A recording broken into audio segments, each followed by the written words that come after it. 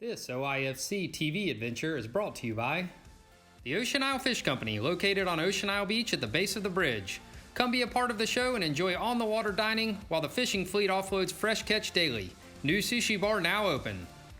The Wing and Fish Company, located on Main Street in the historic district of downtown Charlotte, providing the area's largest selection of craft beers, chicken wing flavors, and fresh seafood from the OIFC fleet. The Swamp Park in Ocean Isle Beach, North Carolina, featuring an intense and challenging nature-oriented zipline and adventure park. New for 2019, Get Dirty ATV Tours. Freeman Boat Works, redefining limits. And these other fine sponsors.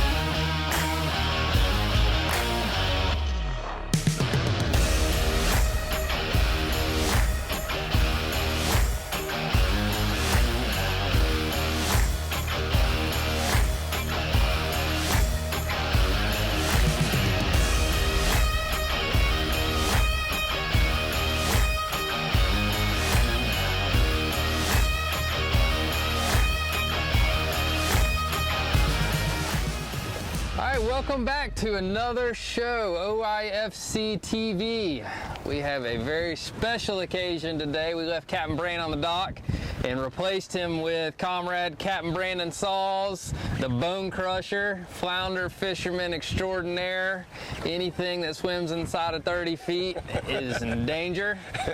And man, Brandon, today we decided late last night that we were going to shift gears from doing an offshore trip, and we're able to catch you on a schedule change. We had to convince you that you could go fishing today. That's right. And you take us out here and do a little reef flounder fishing. Yeah, man. So we looked at the weather. It's been raining for like 3 days straight. I mean, it has been coming down with a ton of rain. A lot of storms been passing through. So we looked at it last minute, and that's no more than about 10 to 15 knots out here. So we're going to try to give it a shot on the Jim Cottle just outside of Little River Jetties. Yeah, that's right. This is not a secret spot. This is something I have not done much of, which is the reef fishing for flounder. I won't say it's a new deal, but it's maybe not as common way to catch flounder as what most people think of. You know, normally you think of, slow trolling in the canals or, anchoring up in a creek mouth or something like that. But this is actually flounder fishing in the ocean. And this is kind of a new deal for me. I'm really excited to see how you do this. I'm assuming it's kind of like bottom fishing. Yeah. Yep. It's just souped up inshore bottom fishing for flounder. I tell you, like 10 years ago, it was a lot more anchor fishing, but now since the invention of the trolling motors, you can go in and GPS and sit right down on your spot. It certainly makes it a lot easier. So we're just in here looking for some nice, structure, little ledgy stuff, and debris, and just drop down on it. And if the bite turns on, it can be good. These fish fish are just bigger, hardier fish than I find in shore, it seems like. And so if it turns on, we can catch, 4 in a row. Wow. It can be fast. Yes, I definitely want to talk about the equipment a little bit later on because I know it's very specialized, but what you just said was kind of interesting.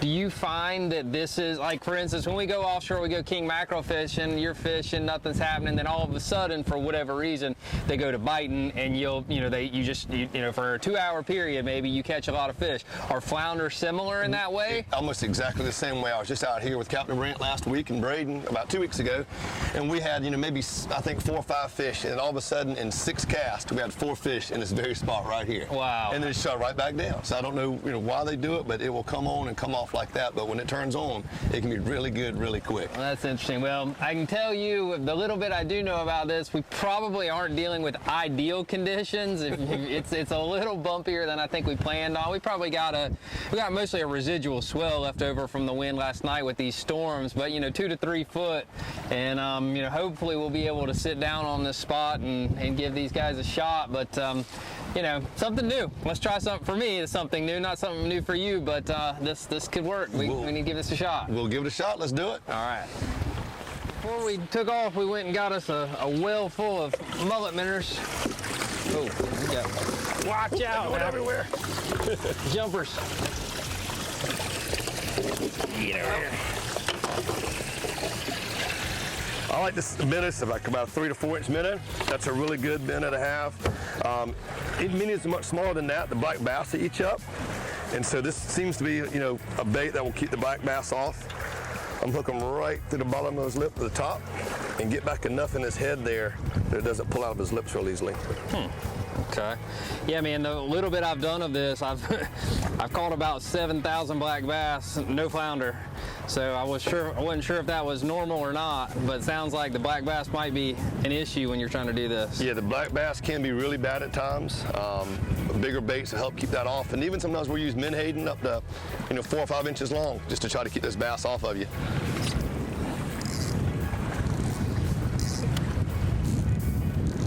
So here we're just sitting still, just kind of hovering over this little barge wreck. Are you you don't cast out, you just fish straight up and down? Yeah, no, I'll flip out a little bit, Barrett, but if you do that, you're more apt to get hung. Okay. So by being able to keep your rod vertical, you can kind of pick it up, feel it, sit it back on the bottom, and you start to feel a little tangle, you can move it out. But casting, you try to drag back through that structure, you're guaranteed to get snagged. So a lot of times I just work the whole length of the boat, kind of just walk forward. You got 20 some odd foot of boat here, so I'll just steady work it up the line through the structure. Well, before I get too far into this, tell me what am I feeling for here? Am I gonna get a violent strike, or is it a bump, or what are we talking about? You'll feel it down on your elbow. It's gonna be one hard thump. He thumps it. You feel it thump. When you feel that thump, he just inhaled that bait right there. Okay. So when I feel that, I'm gonna sit there and wait about a good 10 count, nothing fast. Okay. Yeah, you don't want to try to rip his lips or anything. I'm just sit here and give it a good 10 count and just wind down and give it a nice little hook set. Okay, so we are doing a hook set, even though these are they're kind of almost like a circle hook, but not quite. Yeah, they got a little turn in them. It's like a L042G eagle hawk hook. Okay. Eagle claw hook. Oh boy. I'm ready now. Get that thump. I'm ready.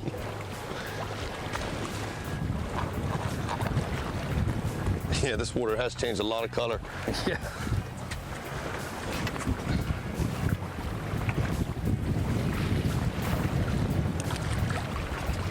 Okay, so count to 10, right? Count the 10. I felt a nibble. I don't know what I got there. Oh. Say I'm hung. Yeah. I guess that happens a little bit, huh? A lot of times you can drop it back through, like drop it down. Yeah, I can feel it popping, feel it pulling through. Yep. Oh, this is like concrete, man-made structure. You can drop it back through the hole sometimes. Sometimes you got to break it off.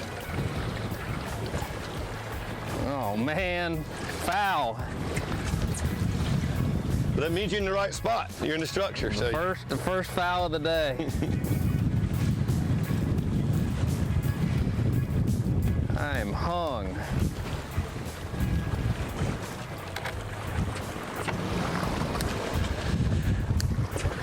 I can feel it going through. Oh, Get it? Oh, man.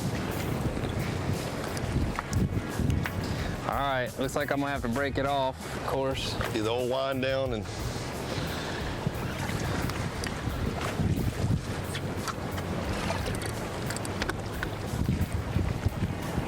Oh, got something back.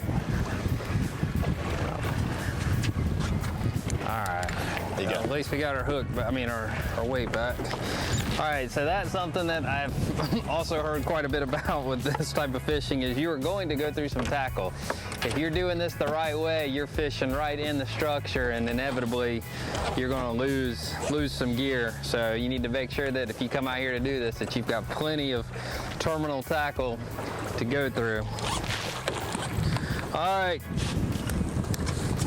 Captain, I'm not used to this kind of service here, so I can make it happen. All right. You got some tackle? Yep, cigar 25-pound and some hooks. How about a hook? There we go. Hook's right there. All right. And here's a pair of pliers. All right, LO42G1 Eagle Claw. That is the hook of choice with our Seaguar fluorocarbon. And we'll use about an 18-inch leader.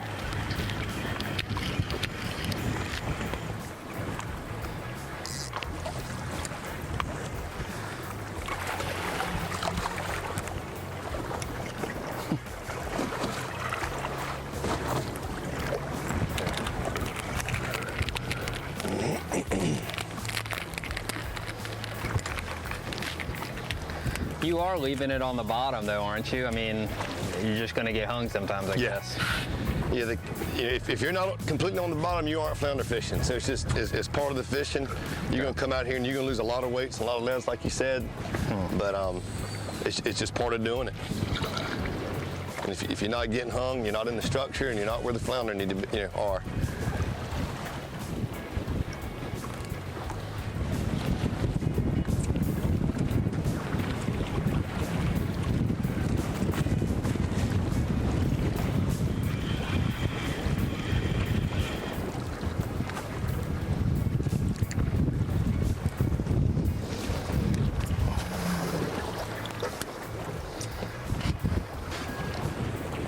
All right, this may be some, that may have been, it's got a little bite right there. A lot of times they have like these lizard fish out here will come along and they'll pick the bait up. I mean, for a second it feels just like a flounder and you'll feel them kind of run off with it. And when you feel them run off, you know that's pretty much not a flounder. And that's what it just felt right there. What I like to do is just steady pick my rod up and my bait off the bottom and put it in a different spot. So I'll let it sit there for just a few seconds, pick it up and drop it down. Just keep moving around that wreck structure.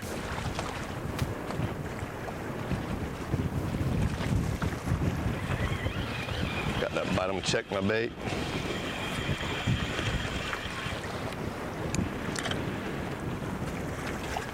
Got a little nibble. Not the right species.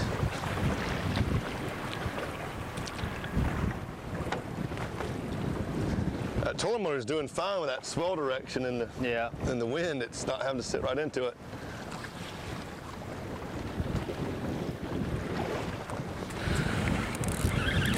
Oh, I got some. Oh. I got him on, boys. Woo! Woo! I got a puller. Oh, I got something steady here.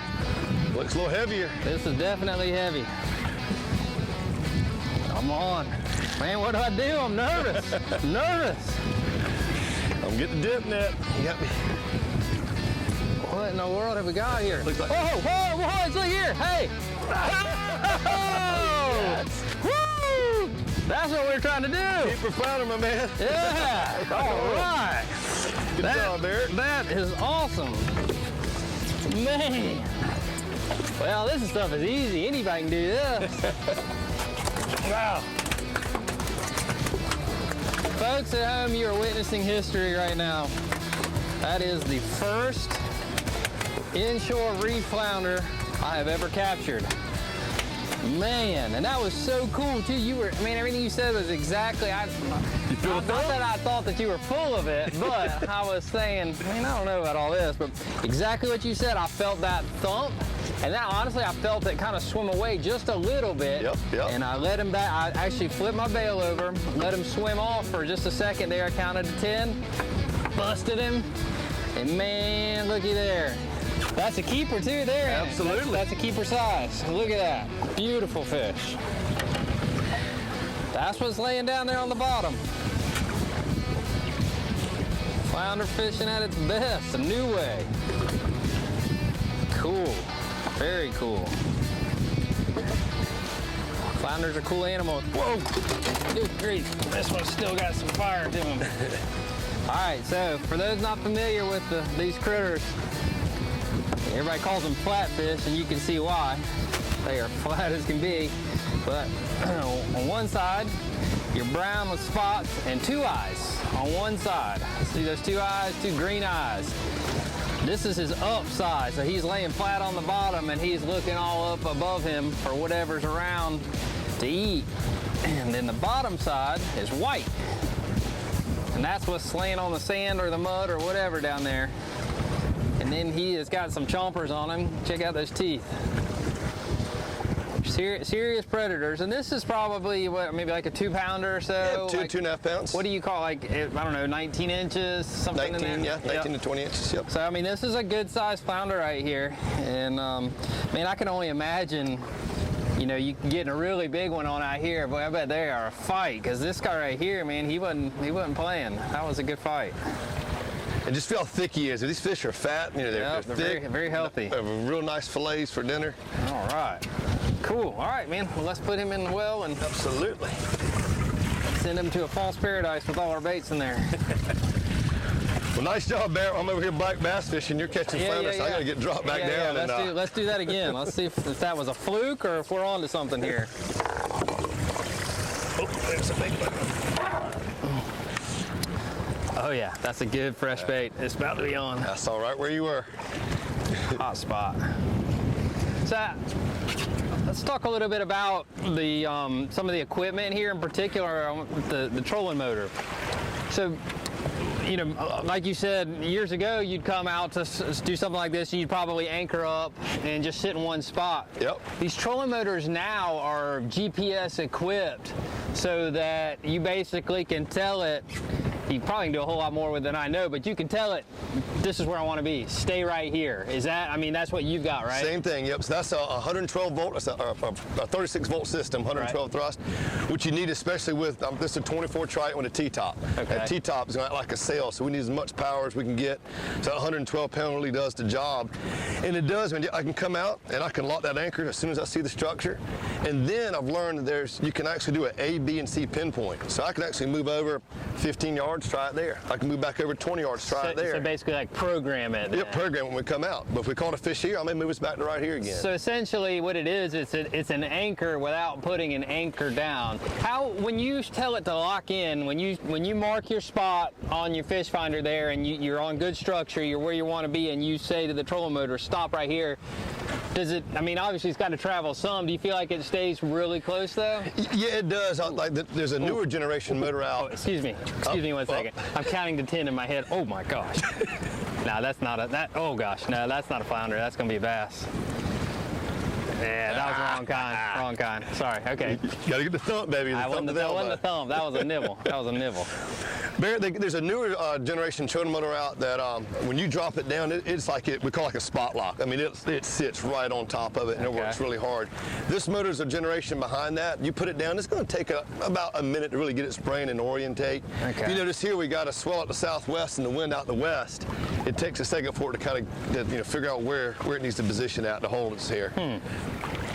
Yeah, I mean, the technology is just crazy. I mean, just always evolving, but in particular, it's allowed, you know, such exploration in this particular type of fishing here with those trolling motors, where you're not having to constantly drop an anchor, pick it up, not to mention the fact that you probably would lose your anchor a lot in all this structure, get hung up and not be able to get it out. But now it's very simple. Just hit the button and you're ready to go. That's right. Another technique we did was just we turn the stern back into the wave and just kind of back and hold your position. You know, so if you don't have a trolling motor and you lose an anchor or don't have an anchor you want to drop down, just take it back into the swell. Okay, that makes sense. You see on the bottom machine, I got some structure right here down below us. That's what it is. It's coming up here. And then I kind of cross-reference the side skin and look on the right side there. You see that structure right in there off to the side. So I'm going to position the trolling motor here, fish straight down, and then you see there's more structure there. I'm going to pitch my line out towards there, which is probably about 25 to 30 feet off to the right side of the boat. And there's a better chance of getting flounder over there than fishing on the left side where there's not much structure showing there. So between the use of these two units, you can really hone in on where the structure is. Barrett, get ready to drop them down. I don't believe that's a flounder. That's a flounder, boys. You better get the scales ready. Oh. Woo-hoo! What in the world have we got here? So, we do see some dog sharks out here on the reef. That ain't a dog shark. And we see some baby acobias out here on the reef. Yeah. But I've never seen what a 10-pound flounder does either. Yeah. I don't think it's a dog shark. Maybe. I don't know. Hopefully we can find out. Man, he smoked that thing. I was about 2 foot off the bottom, took about 2 turns, and something just pounded it. He's coming up top. It's gonna be about a 40-pound king mackerel. I'll get the gaff. It's making a circle. Oh man.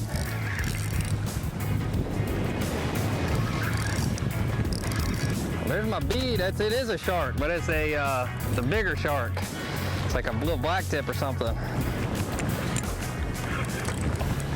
Well, that's cool. Oh, that's a bigger shark.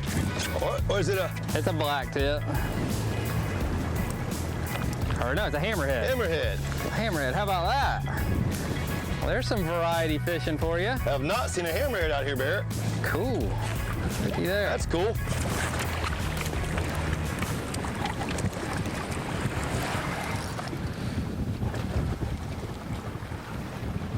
All right. About to bow up on her right here. I don't know what we got. Oh, did you hook something? I got something. I don't know yet. Feels a little heavy, a little floundery. Oh yeah, flounder, Barrett. All right, I'm on. I need a net, man. Oh, nice. I'm gonna roll around here to you. Nice one. We'll bring her right. That's a good one there. Looky here. Huh? Whoa! Yes, sir. Wow. Look at that one. About the same size as the other. No, man, that's a stud there. That's a good one. Nice and fat. You redeemed yourself. I have. It's 1-to-1. Whew, we gotta stay a little longer. Oh man, they're going to biting. Good job. How about that? Behind every good angler is a good net, man. Put it right in the corner of the mouth.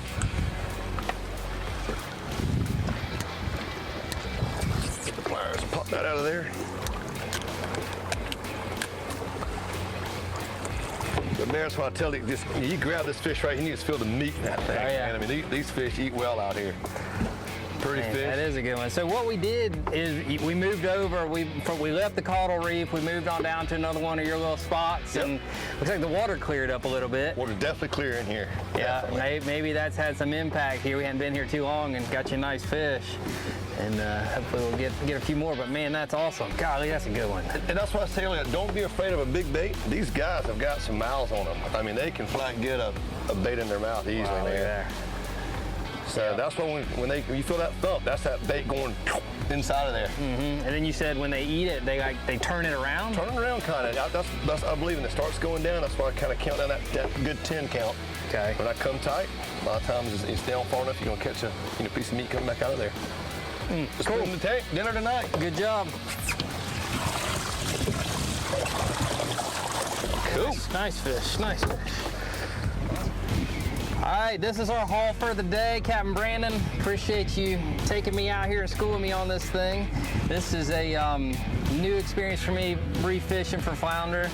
I can tell you that it's exciting when they bite and it's boring when they don't. That's right. Pretty consistent with all fishing that I've done, but glad we were able to catch a couple. Yeah, man. We got dinner tonight. It's a good time. I hope the fishing, I wish it was a little better, but hey, it's only going to get better on into the fall, so we'll do a few. Yeah, that's what I was going to ask you. Is this a seasonal thing? When do they get out here? How long do they stay? Yep, so usually, we start catching them around June, on into July, but really it starts getting good now through until October. Wow. Okay. So the fishing's going to only get better. So yeah, I mean, anybody traveling to the coast here at Carolina is just, there's all kinds of fishing opportunities coming up over the next few months, whether it's the big bull redfish or the king mackerel or whatever, but add this one to your list. Come out here on the Reef and any structure really. Take you a mullet minnow or a menhaden, drop them to the bottom and bounce it around and hope for a bite. Hold a pole till it comes tight. That's the name of the game. Well, yeah, man, this is, my daughters have said that they are intent on bringing their teachers fresh flounder, and they start school on Monday. Very smart. So we are gonna go home, we're gonna clean these up, and we are gonna make some teachers happy this week. So it's some fresh flounder. There you go. Good times, man. Yes, sir. Thank you.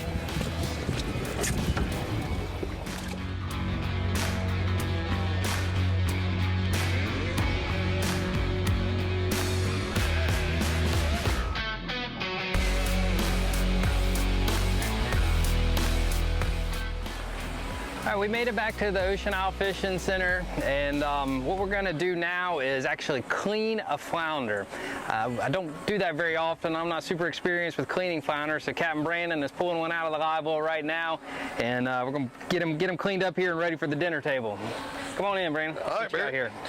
Yeah, man, so another one of our nice flounders here. What I like to do here, since, we're going to be making fish tacos for lunch here today, right. so we're going to scale these down and make some nice fillets out of it. So I just got a regular old scaler. I'm starting the back here. I'm starting the white side usually. Just start scaling away. We don't flay the skin back off of the meat that stays on here, so I always like to take the scales off. That's going to be part of the dinner tonight. I don't want any scales in my lunch. That's right. Come off pretty easy. All right, the white side's done. Same thing here. I was telling Barrett today we're gonna fillet these, but if this fish is up 3 or 4, 5 pounds, a lot of times I'd like to just cut right down the center line and fillet back under and crab stuff them. Really good dinner.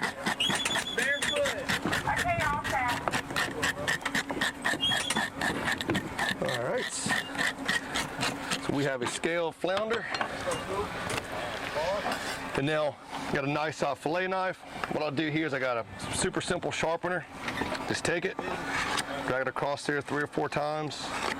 Makes it so much easier to be able to fillet these fish with a sharp knife. And then what I do is, if you look here real closely, you'll see that center lateral line right through here. And that's right where that fish's middle backbone runs. So I'll just make a cut right here. Right down the middle.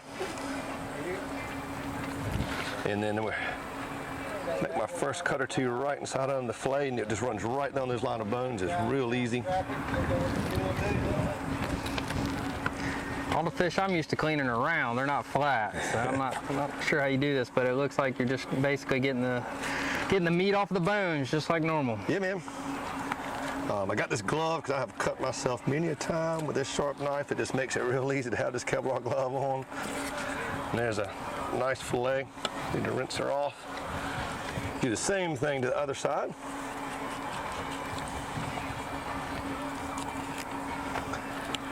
And on this top side, I always make sure I cut all the way up real close to the top of the head. There's a lot of good meat. You don't want to leave that behind. So make sure you cut all the way up there and fillet right back down those bones. A few more swipe of the fillet knife there.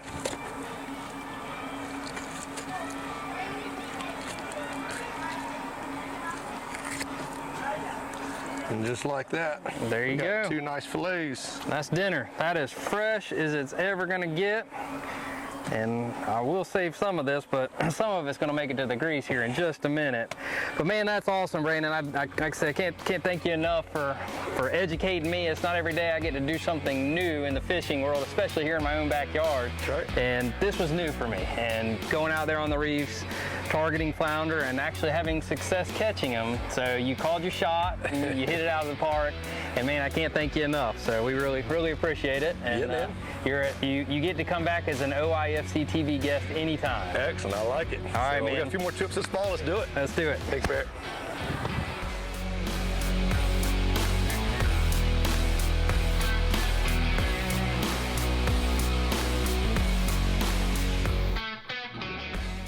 This is ATMC TV, your community channel.